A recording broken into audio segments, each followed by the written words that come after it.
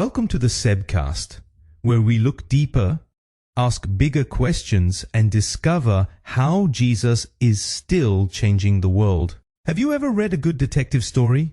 The author never answers on page 1. He leaves small clues along the way.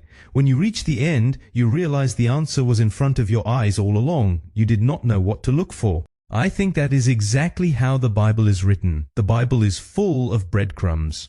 Take the story of Noah.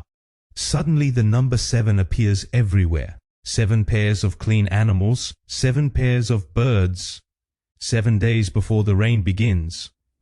This is not a coincidence. The author wants you to think back to the first 7 days of Genesis, when God created the world and declared 7 times that it was good. Then you hear again of animals according to their kinds, of birds, of land, of water. It sounds familiar because you've heard it before.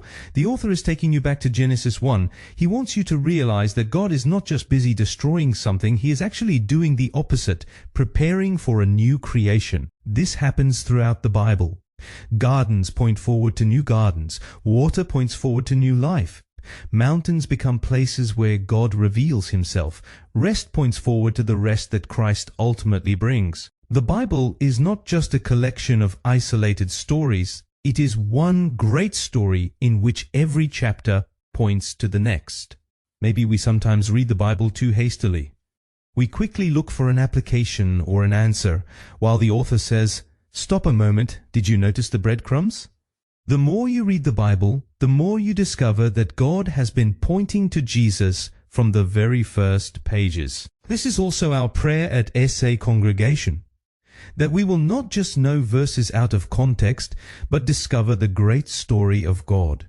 Because when we begin to follow the breadcrumbs, we discover that they always ultimately lead us to Christ, and it is precisely there that we discover how Jesus is still changing the world.